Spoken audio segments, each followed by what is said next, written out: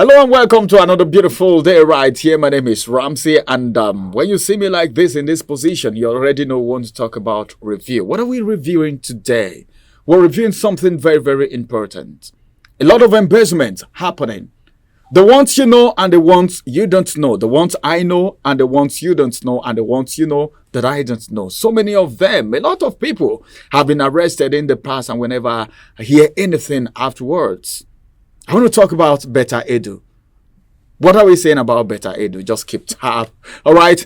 On the channel, joining me on the conversation this morning is Bright. Bright is going to be joining me. And let's talk about Betta Edu.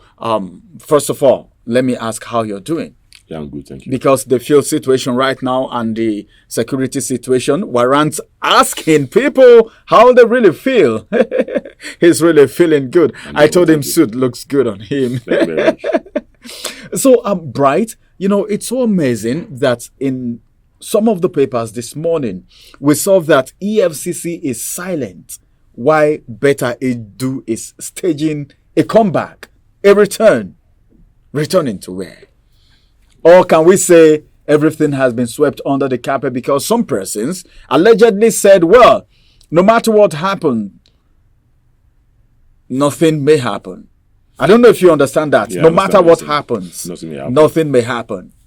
So, I don't know. What do you think about her coming back? Actually, I was very surprised on Saturday when she posted with the official letterhead from the humanitarian ministry on Saturday on our X handle. A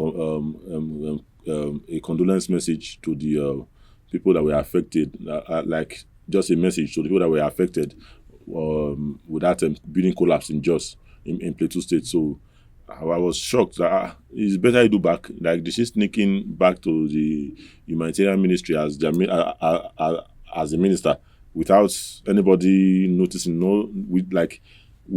We didn't hear about the case, how they went with the whole case again. Suddenly, I just saw a post on X that Betta Edu is sending a condolence message to people that lost their life. Letterhead, that's the official letterhead of the humanitarian ministry. She's sending the message to them now as a minister, in the capacity of a minister. You understand? Because she used that letterhead. I was like, this woman is back and nobody told us anything. We didn't hear about the case. My brother, it's really nobody told us anything. There was a time on the show, on our number, that we talked about Betta Edu's case that we have not heard about her. You understand? But all of a sudden, on Saturday, we saw that she posted with the official letterhead of the ministry. So it's quite shocking, actually. It was a thing of shock. Like, I'm really, most people in the country are actually very disappointed that, we thought they were being transparent with us. Because we started, we saw that, this government is going to be very Hold your thought for a minute. You said Nigerians were actually surprised to see that. Let me ask you this question, Bright. Who do you think should be blamed right now? Because there are people saddled with the responsibility of holding the minister accountable for whatever she has done. Right?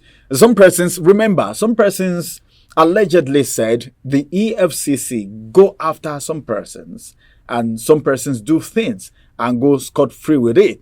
The former governor of Kogi State is still on the run. As at last week, he was saying the case should be transferred from FCT Abuja to Kogi State. But then the court said, no, that's not going to happen. But now, we don't know what's going to become of him much later. But then, Betta Edu, it's even amazing that Betta Edu is coming up to send a message with the letterhead of the office of the minister. So who is to be blamed looking at all of this scenario? I think it's actually very sad because the EFCC are not they are not very transparent to the citizens. Because I think they should be one of the agencies that communicate with the people frequently, because they are it's an anti-graft agency, so they should be the most transparent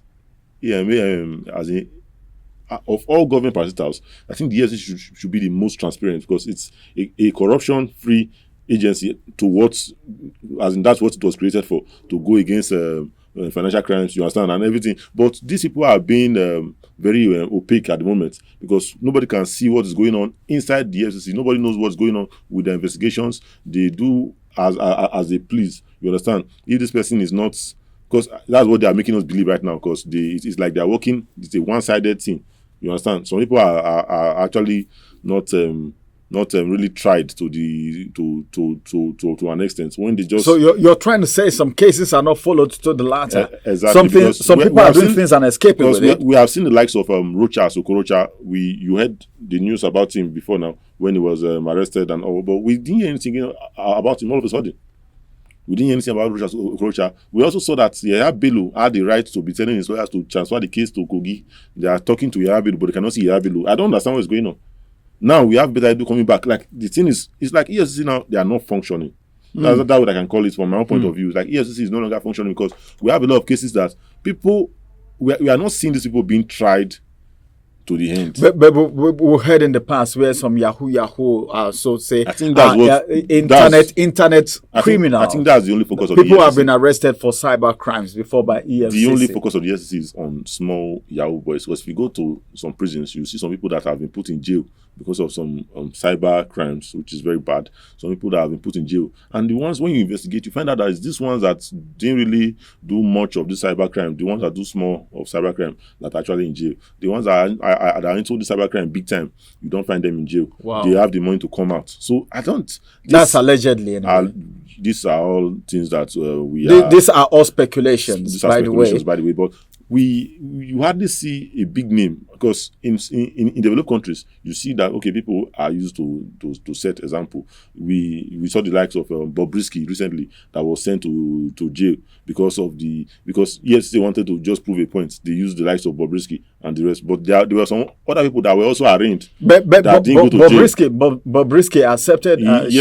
She accepted to be guilty, and she was sent to prison. She pleaded guilty, and she was sent. Because I know the chief priest, Cubana chief priest, was also arraigned for the same reason, and he didn't. I think that also showed the power of the bigger bag, because it showed that the bigger bag was also in play, because we all know that when it comes to social status, you cannot compare Cubana chief priest to Bobrisky, because Cubana chief priest, we all know he has a lot of people up there too.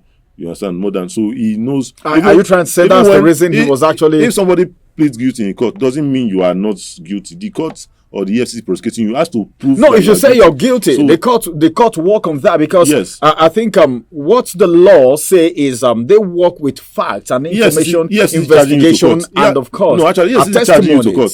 EFCC charging you to court, and you saying you are not guilty. It's now left for the EFCC to prove that you are guilty. Okay. Not that meaning you say you're trying to say EFCC didn't go far to carry out more investigation. That's what I'm saying. If it was Bobrisky that also pleaded not guilty, they would have gone out to their way to make sure that with evidences, right? Yes, that they show that you're actually guilty and we caught you. So I believe that it was the power of who had the bigger power that played. Yes, that played off.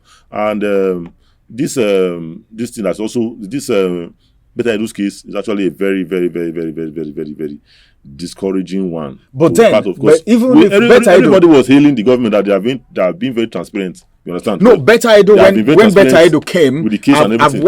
I watched her on some channels. I was even planning, I was planning to also have her on a review of politics and policies before this incident happened, because she was on several TV stations rolling out her plans as the humanitarian minister. I even had plans, of bringing her on my show too before this incident happened. Now, the last question before I let you go is, on return, if probably she returns, will she still be able to hold grants the way she actually started before this issue came up? If she has been returned as the minister of if she is returned, she's not been returned yet. She has been returned because the message she posted on her ex. She's just flagging herself. We've not been told. It's not possible that you flag yourself. No, the presidency suspended her. It's suspension, not expulsion. Suspension is for a period. It's not a maybe sack. The period of time that the suspended her has elapsed. They don't suspend. So if she comes back now, I don't think so. If she comes back now, will she still be strong? Will she be able to stand on her feet? Because you know what stigma is. Definitely. There are some parts of Nigeria that you go to and people will start booing you, saying all manner of things. Definitely. Will she be strong? Coming back, will she be strong to still face Nigerians? Eyebrow to eyebrow and carry out her activities? Definitely. This is Nigeria. We saw a case of a governor, I don't want to mention names, that was caught in the midst of a dollar scandal, the dollar bribe. You remember the story of the dollar bribe, the one that was caught on camera with you remember the story. I don't want to go deep into the story so as to not be too detailed. The dollar story. Yeah. The dollar story. I know. Dollar governor. That's, the dollar governor. His case is also pending. He's also a prominent person in the country today, and but his case is still pending. He's also the leader of a prominent party right now. So I don't really think. But his case is still pending. He still have some other cases. Those things are very. You understand? I don't want to mention names or go into much detail. All right. Thank you very much, Bright. Well, it's so interesting. We don't even know that we've gone this far. Well, this is what it is. Let's see what happen. Sometimes some things happen and you think something will happen, but then nothing happens. That's a rhyme for the day. Just take it home, take it to the bank and cash it out. Sometimes things happen and you think something will happen because of what happened and nothing happens. Well, that's the case of Betta Edu. But then let's keep our fingers crossed and see what will happen. The presidency came up to suspend her. Let's know if she has been called back already, and if she will return, will she be that effective the way she took off when she assumed office? My name is Ramsey, and this is going to be the size of the review for this morning. Will come on your way again, and that's going to be same time, same station tomorrow. Bye bye for now.